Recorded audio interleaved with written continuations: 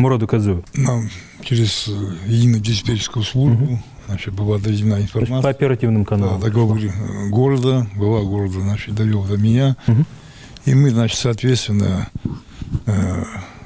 собрали экстренное заседание оперативного штаба по этому чрезвычайному происшествию, на котором была поставлена задача силовым структурам, входящих в штаб, значит, привести готовые все силы, средства к выполнению задач по предназначению. Была проведена проверка постов, находящихся на территории города. Вот. Проверено несение службы, значит, членами антитеррористической комиссии города. И далее, значит, усилены были все направления обеспечения жизнедеятельности города. В этом направлении, естественно, усиление на постах ВПС, находящихся на территории города Молгодек. Вот. Вчерашнее происшествие – это, можно сказать, очередное, значит, совершенное преступление против человечности, если называть вещи своими именами. То есть сама человечная сущность любого человека, она направлена на созидание, на развитие, на творение чего-то хорошего, добра. Вот, чтобы, как говорится, действиями человека могли радоваться окружающие, могли говорить ему спасибо. А вчерашнее это просто сделано, значит, такое преступление, когда люди несут свою службу, вот, выполняют свой долг не по защите себя, а по защите населения города, республики, России. Вот. И в это время, значит, получаются вот такие моменты, которые, конечно,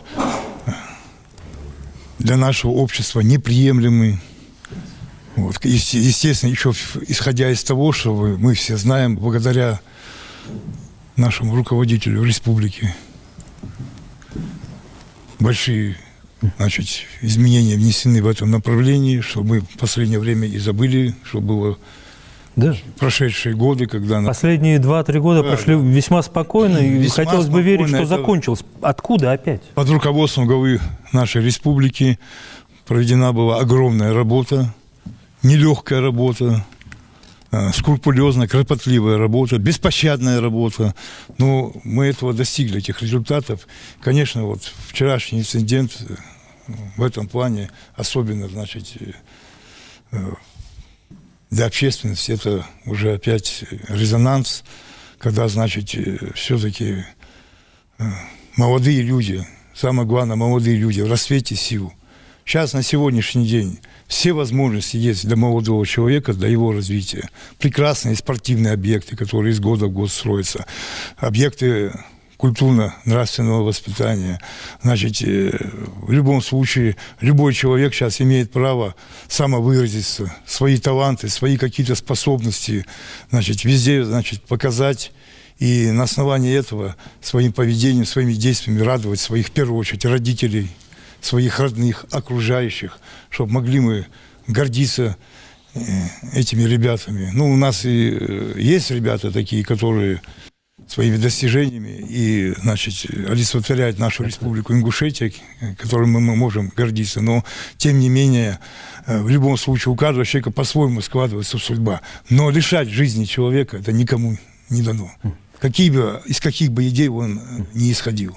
У каждого человека должно быть, мы говорим, под влияние, у каждого человека, который уже, ну, я думаю, достиг хотя бы даже 16-летнего возраста, 17-летнего, должно быть собственное «я». Это «я», оно с ним проходит через всю его жизнь. Но я считаю так, что у нас в Ингушетии, какие традиции славные, какие, значит, у нас есть на кого равняться в нашей республике. Поэтому я считаю, настоящий мужчина не должен никогда поддаваться ни под какие воздействия, а иметь свое собственное «я», и это «я» должно быть направлено на созидание, на только самое хорошее.